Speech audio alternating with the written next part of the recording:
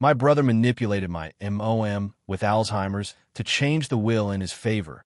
I found out because the notary called to verify. What happened when I started investigating was the most painful thing of 12 years of caregiving. There are betrayals that do not only harm you, that harm someone who cannot defend themselves, that use the vulnerability of someone you love as the lever of something that only serves the one using it. My mom is 78 years old. She has had an Alzheimer's diagnosis for 7 years. She has days when she recognizes me completely and days when she looks at me as if she is seeing me for the first time.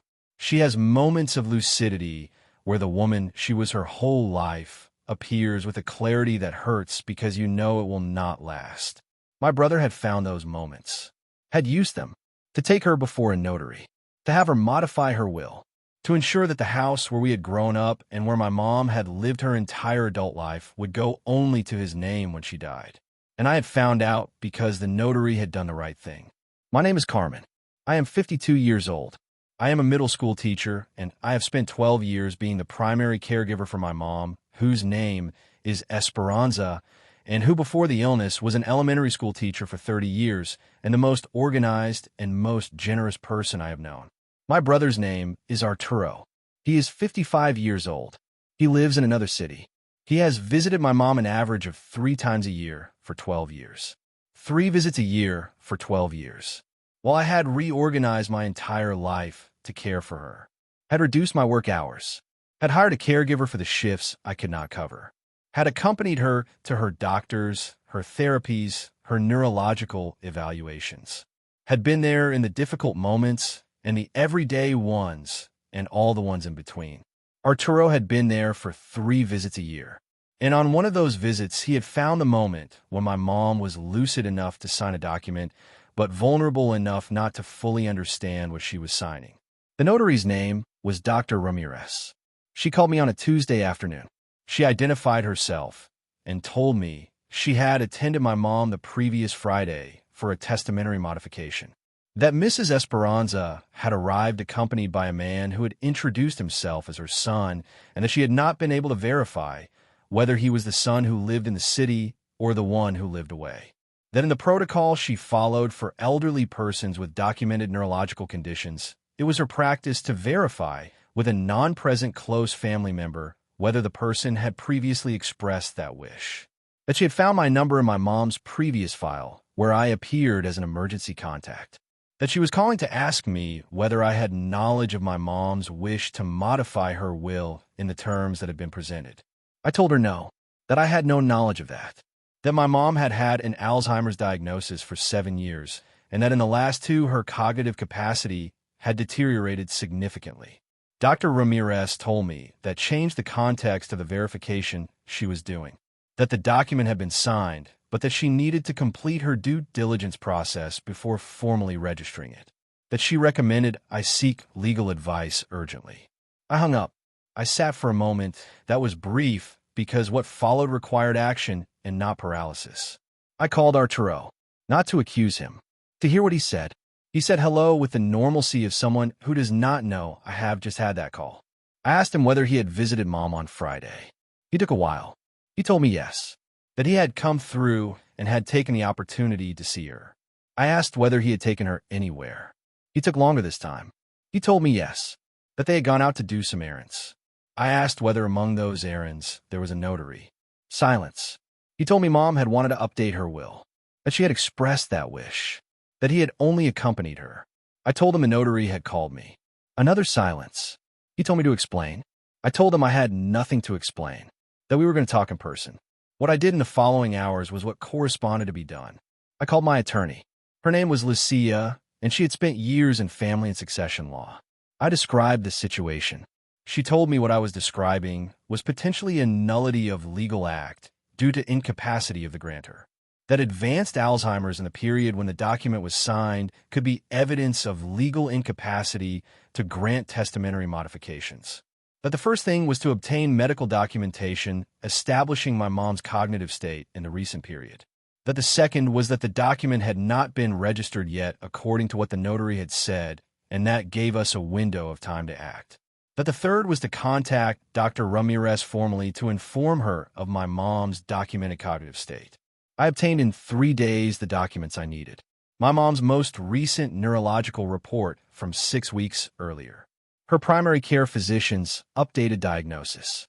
A statement from her neurologist describing her current cognitive state and her capacity to make complex decisions independently. The neurologist was direct when I explained the situation. She told me that in my mom's current cognitive state, her capacity to understand the implications of a testamentary modification and to make that decision in a truly autonomous way was significantly limited. That she could have moments of apparent lucidity that did not necessarily correspond to full capacity for complex legal acts. That this was documented in her clinical file from the last 2 years. Lucia presented the documentation to Dr. Ramirez. Dr. Ramirez, with that support, made the decision not to register the document. She communicated to Arturo that the document could not be registered under current conditions given the documented cognitive state of the grantor. Arturo called Lucia with his own attorney. What followed was a process that lasted 4 months and was the most difficult of my adult life. Not because it was technically complicated, but because every step of the process required me to be in the same legal and emotional space as my mom's situation and my brother simultaneously. Arturo's position was that my mom had freely expressed that wish, that he had been witness to that wish, that I was using the Alzheimer's diagnosis to deprive my mom of her right to dispose of her assets. That position was the one that cost me most of the process, not because it had solid legal basis, but because it contained something that forced me to ask myself difficult questions. Was it possible that my mom had expressed that wish at some moment of real lucidity? Was there something in the history between Arturo and my mom that I did not completely know? Was I being objective, or was I reacting from the exhaustion of 12 years of caregiving and from the anger at the inequality of that care? Those questions do not have easy answers, and processing them while managing the legal process was the hardest thing. What determined the process was the medical documentation. The neurologist was called as an expert witness. Her evaluation was that in my mom's documented cognitive state during the period of the signing, she did not have full capacity to grant complex legal acts such as testamentary modifications. That evaluation was the basis of the resolution. The document was not registered. The original will my mom had signed 9 years ago, when she still had full cognitive capacity and where the property was divided equally between Arturo and me, remained valid. The relationship with Arturo is the hardest part to describe. Not because there is open war, but because what remained after the process is something I do not have words to completely name. My brother is the man who came to the city on a Friday, who found the moment of greatest vulnerability of our mom, who took her to a notary, who waited for her to sign, who left. That man is also my brother, with whom I grew up, with whom I shared a childhood that I now see from a different angle. Both things are true at the same time, and holding them at the same time is the work that does not end. What I want you to take from his story has parts that are urgent and necessary. For those who are caregivers of elderly people with cognitive decline, if your family member has a diagnosis of dementia or Alzheimer's, and there are important patrimonial assets involved, consult with a succession law attorney to establish legal protection measures before they become necessary.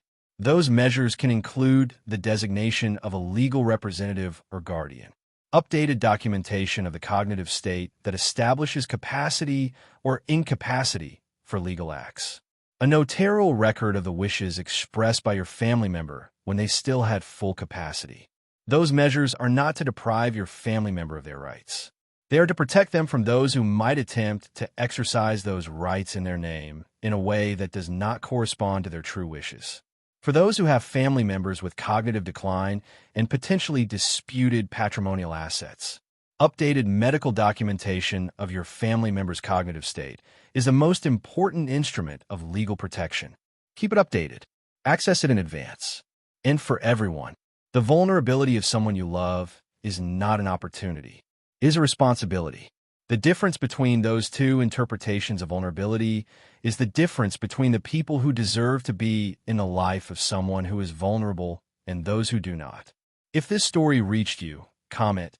Have you thought about the legal protection measures that correspond when a close family member has cognitive decline and there are patrimonial assets involved? Like if you believe notaries should have more robust and mandatory protocols to verify the cognitive capacity of elderly people before any legal act. Subscribe for more real stories. Share with someone who is a caregiver for an elderly family member and who might benefit from knowing these protection measures before needing them. Practical tip: if you have a family member with a diagnosis of dementia or cognitive decline and there are patrimonial assets involved, ask their treating physician for a formal capacity evaluation for legal acts to be placed in the clinical file. That evaluation needs to be updated with some regularity, given that capacity can vary. Having it updated is the first line of protection against any attempt to obtain legal acts when your family member does not have full capacity to grant them.